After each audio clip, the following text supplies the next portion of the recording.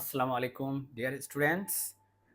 আজকে তোমাদের SSC physics অধ্যায় নাম্বার 8 অধ্যায় নাম্বার 8 এর আলোর প্রতিফলন চ্যাপ্টার থেকে একটা প্রশ্ন আমরা সমাধান করব। যশোর বোর্ড 20 এবং 16 সালে দুইবার আসছে এটা।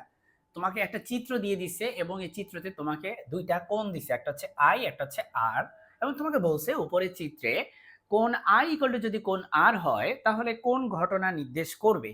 মাই ডিয়ার স্টুডেন্টস, তোমরা আলোর প্রতিফলনের যেই থিওরি সেখানে জানো যে আলোর হচ্ছে প্রতিফলনের মোট দুইটা সূত্র আছে। তার মধ্যে একটা সূত্র কিন্তু হচ্ছে আই ইকুয়াল টু আর, তার মানে আপতন কোণ হচ্ছে প্রতিফলন কোণের সমান। এটা কিন্তু আলোর প্রতিফলনেরই একটা সূত্র। আলোর প্রতিফলনের দুইটা সূত্রের মধ্যে একটা হচ্ছে আপতন কোণ প্রতিফলন কোণের সমান। তার মানে এই যে কোণটা, এই কোণটার নাম হচ্ছে আপতন কোণ, এটার নাম আপতন কোণ, আর এটার নাম হচ্ছে প্রতিফলন কোণ। আর হচ্ছে এখানে কি প্রতিফলন কোণ। সুতরাং আপতন কোণ প্রতিফলন কোণের সমান হয় কোন থিওরিতে? প্রতিফলনের ক্ষেত্রে। সমবর্তন তোমাদের বইতে আলোচনা নাই, অপবর্তন তোমাদের বইতে আলোচনা এমনিতেই নাই।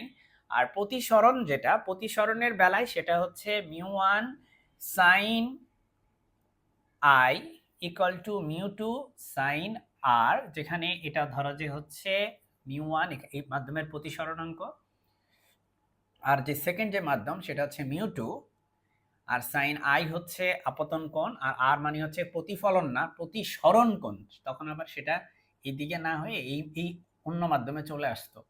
তো যাই হোক, এই টপিকটা আমরা আলোচনা আমাদের বিষয় না এখন, কারণ এটা তো এই যে আই ইকুয়াল টু আর, যেটা এই যে কোণ দুইটা যে সমান আপতন কোণ আর প্রতিফলন কোণ, এটা তো প্রতিসরণের বৈশিষ্ট্য না।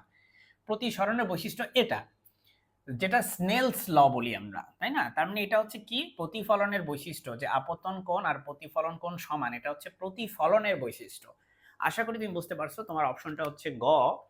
এবং মাই ডিয়ার স্টুডেন্টস, তুমি যদি আমার চ্যানেলটি সাবস্ক্রাইব করে রাখো ইনশাল্লাহ তোমার উপকার হবে, কারণ আমার চ্যানেলে তোমাদের SSC physics, chemistry, math, higher ম্যাথের ধারাবাহিকভাবে সিকিউ, এমসিকিউ এবং বইয়ের বিভিন্ন টপিক নিয়ে আমি আলোচনা করেছি এবং করতে থাকবো। সো তুমি আমার চ্যানেলটি সাবস্ক্রাইব করে রাখলে ইনশাল্লাহ তুমি উপকৃত হবে। আসসালামু আলাইকুম।